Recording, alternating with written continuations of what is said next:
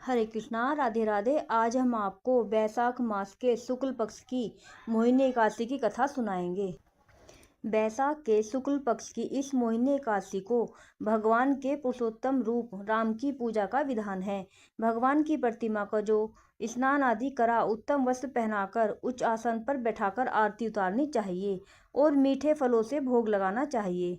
उसके पश्चात प्रसाद वितरित कर ब्राह्मणों को भोजन तथा दान दक्षिणा देनी चाहिए। रात्रि में भगवान का कीर्तन करते हुए मूर्ति के समीप ही पृथ्वी पर शयन करना चाहिए। इस व्रत के करने से निंदित कर्मों के पाप से छुटकारा मिल जाता है।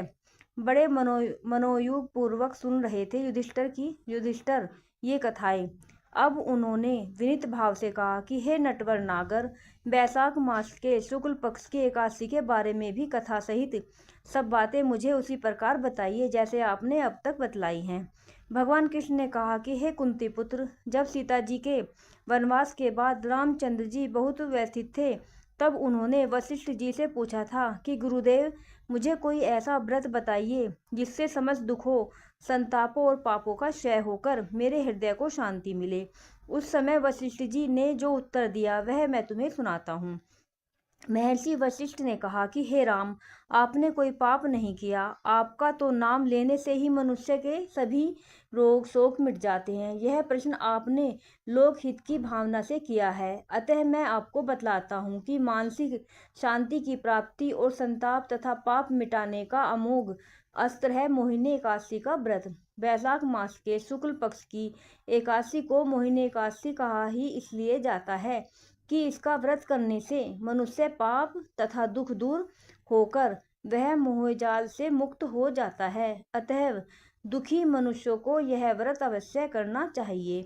मैं इसकी कथा कहता हूँ, आप ध्यानपूर्वक सुनिए। सरस्वती नदी के किनारे बंसी सुंदर और संपन्न नगरी भद्रावती में द्युतिमान नाम का चंद्रवंशी राजा राज्य करता था। इसी नगर में धन धान्य से परिपूर्ण धनपाल नामक एक वैश्य भी रहता था। वह वैश्य अत्यंत धर्मात्मा एवं विष्णु भक्त था। उसने नगर के अनेकों भोजनालय, प्याऊ, कुएं, तालाब एवं धर्मशाला आदि बनवाए। सड़कों के किनारे आम, जामुन, नीम आदि के अनेक वृक्ष लगवाए। उस वैश्य में सुमना, सद्बुद्धि, मेधावी, सुकृति और धृष्ट बुद्धि नाम 5 पुत्र थे। उसके 4 पुत्र तो धर्मात्मा थे, परंतु सबसे छोटा बेटा धृष्टि बुद्धि महापापी, लंपट और दुराचारी था। वह वैश्याओं और दुराचारी मनुष्यों की संगति में रहकर जुआ खेलता, दूसरों की स्त्रियों के साथ भोग विलास करता तथा मग मांस का सेवन करता। इस प्रकार अनेक कुकर्मों में फंसकर वह अपने पिता के धन को नष्ट करता था। इन्हीं कारणों से उसके पिता, भाइयों तथा कुटुंबियों ने उसको घर से निकाल दिया। घर से निकाल देने के बाद सब धन नष्ट हो जाने पर वैश्याओं तथा दुष्ट संगी साथियों ने उसका सबने उसका साथ छोड़ दिया। अब वह भूख और प्यास से अत्यंत दुखी रहने लगा। तब उसने रात्रि के समय चोरी करना प्रारंभ कर दिया। एक दिन वह पकड़ा गया, परंतु राज्य कर्मचारियों ने उसको वैश्य का पुत्र जानकर छोड़ दिया। परंतु जब दूसरी बार पकड़ा गया तो उन्होंने राजा के सामने उपस्थित कर दिया।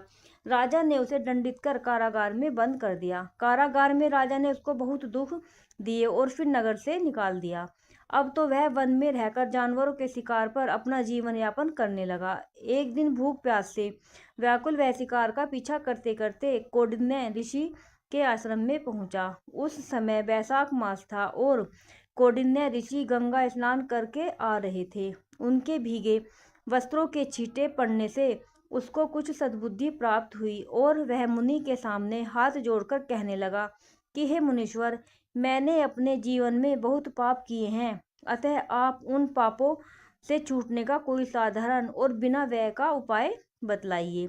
उसके दीन वचन सुनकर ऋषि कहने लगे कि ध्यान देकर सुनो, तुम बैसाख शुक्ल एकादशी का व्रत करो।